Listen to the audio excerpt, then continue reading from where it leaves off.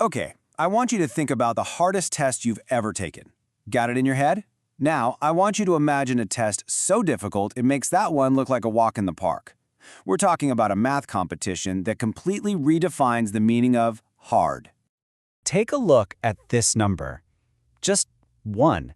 What do you think that represents? Maybe one person got a perfect score? Or maybe only one person passed? Let's add a little bit of context here. The total possible score you can get on this test is 120 points. So, where does that 1 fit into all this? Yeah, you're seeing that right. The median score on this test is a 1, a single point out of 120.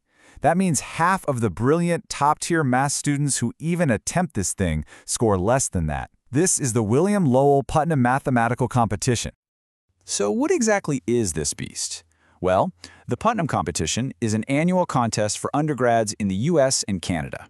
And get this, it's 2 3-hour sessions with 6 absolutely brutal problems in each one. But here is the real twist. The problems aren't hard because you need to know some super advanced graduate-level math. Nope. The reason they're so ridiculously tough is something else entirely. This quote from a course that actually preps students for this test nails it. The Putnam isn't about how many formulas you've memorized. It's about finding that one moment of pure cleverness, that aha insight that just cracks the whole problem wide open.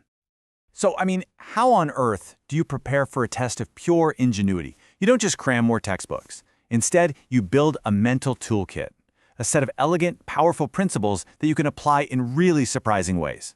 Let's check out a couple of these secret weapons. Okay, our first tool has a name that sounds almost silly, but trust me, it is one of the most powerful ideas in a mathematician's arsenal. It's called the pigeonhole principle. Now, on the surface, this sounds almost laughably obvious, right? If you've got 3 pigeons but only 2 boxes to put them in, well, yeah, at least one box is going to have more than one pigeon. The genius isn't in the rule itself, it's all about how you use it.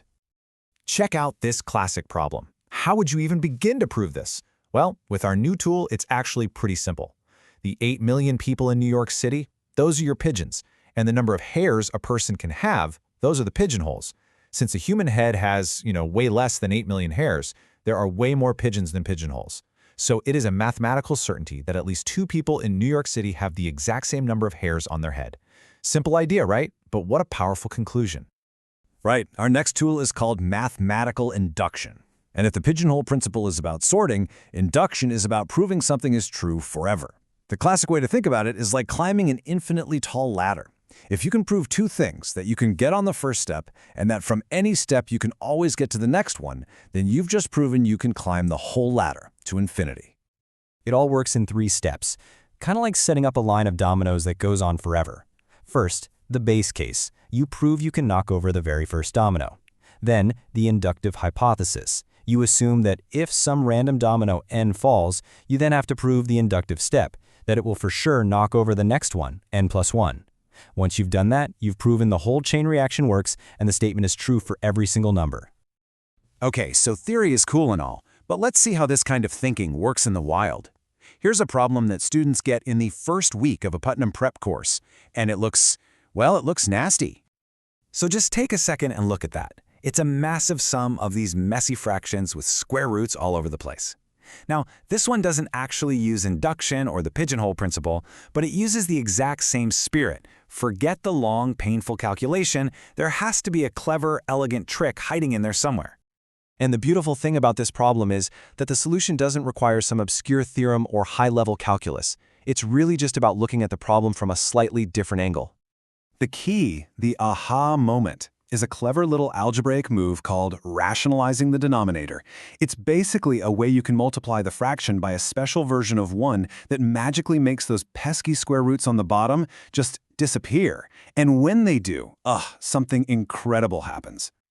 The final proofs for these things can look incredibly dense and complex on paper, but so often they hinge on one single beautiful idea. And here is that idea in action.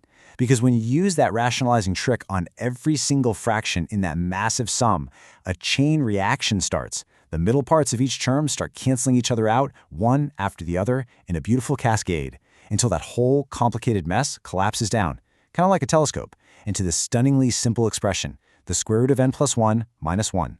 That's it. And so now, solving for f of 9,999 is suddenly a piece of cake. You just plug it in. The square root of 9,999 plus 1 is the square root of 10,000, which is exactly 100. You subtract 1, and there's your answer, 99. That intimidating monster of a problem just melts away. And that, right there, is the true spirit of the Putnam. It's not just a test of what you can calculate, it's a test of how you think. It's about finding that elegant, beautiful path through what looks like an impossible jungle of numbers. So what's the big takeaway from all this? Well, it's a whole mindset. It's about training your brain to stop trying to just power through a problem, and instead to take a step back and look for that simple hidden pattern. It's knowing that the right tool, the right perspective, can make the impossible suddenly seem possible. Which kind of leaves us with one last question to chew on. We all have impossible problems in our lives, not just in math. So think about it. What problem are you facing right now that might just be waiting for you to find a completely different, maybe even beautiful way to solve it?